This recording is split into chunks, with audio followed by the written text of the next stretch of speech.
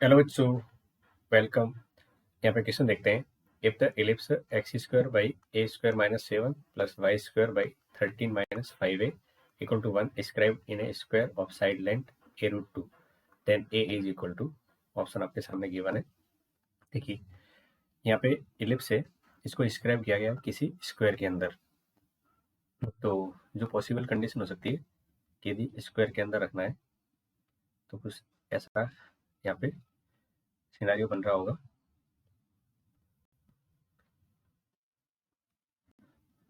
ताकि ये स्क्वायर के अंदर मतलब आ सके।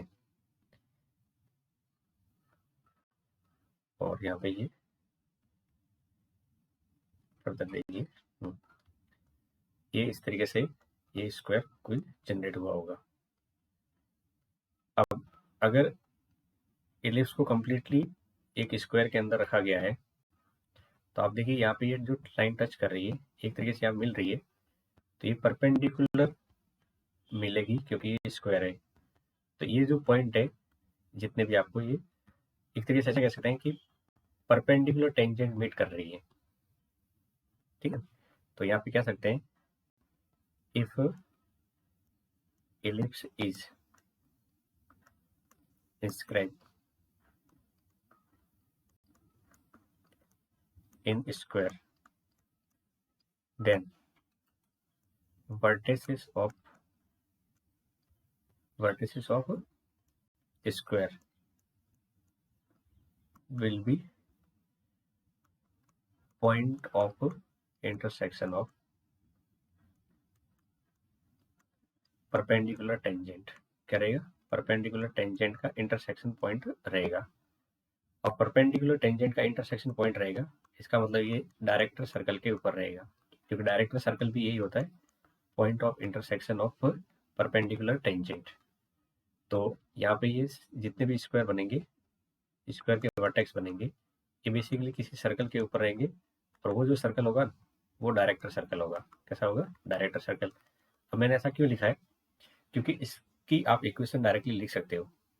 तो ये जो कॉन्सेप्ट लिखा है कि if ellipse is scribed in a square then vertices of square will be point of intersection of perpendicular tangent. और इसका मतलब होता है कि वो डायरेक्टर सर्कल के ऊपर है।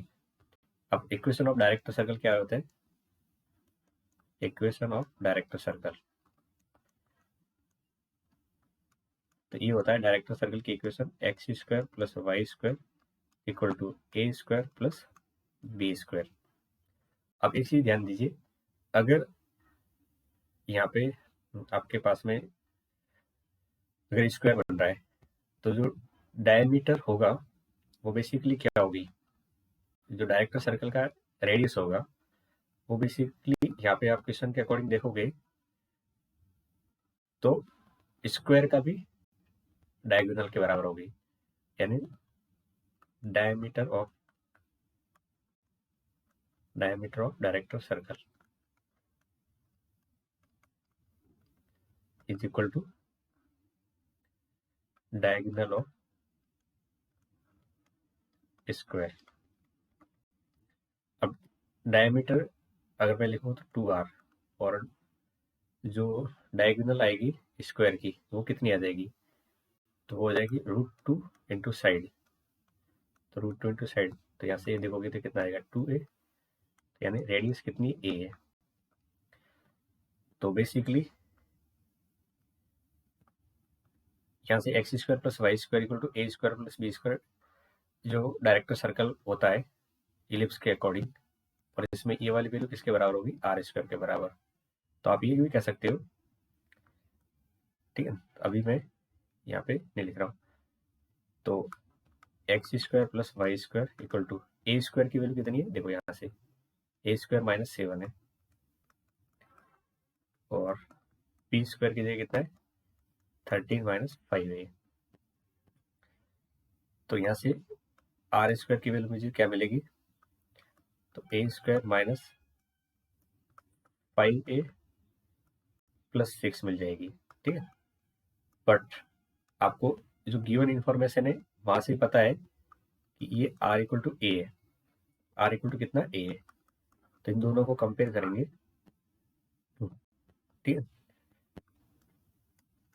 From equation first and second से।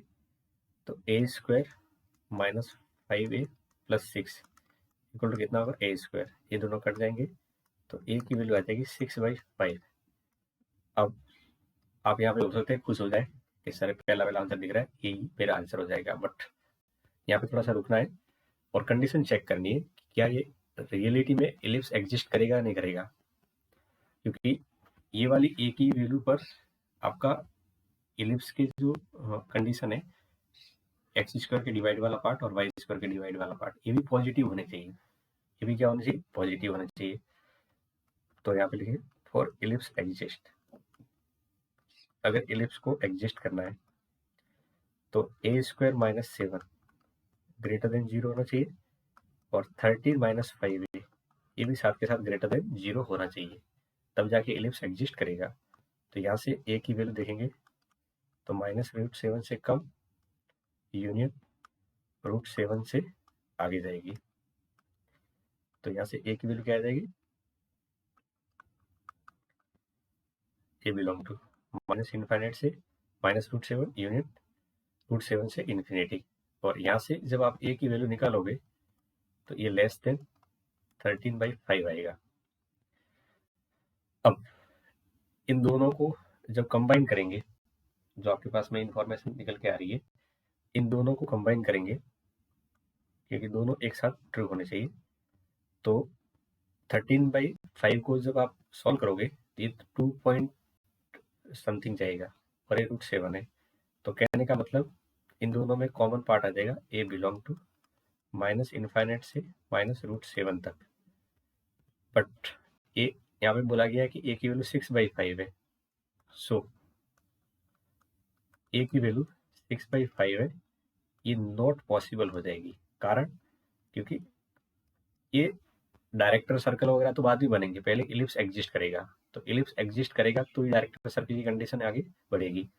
तो ये a इक्वल टू 6/5 इस इंटरवल में नहीं आ रहा है, इस इंटरवल में नहीं है, इसलिए हम कहेंगे कि ये वाली वैल्यू मेरे काम की नहीं है। तो आंसर 4 ऑप्शन हो जाएगा, नो सच ए एग्जिस्ट की कंडीशन होगी। तो काफी अच्छा क्वेश्चन था।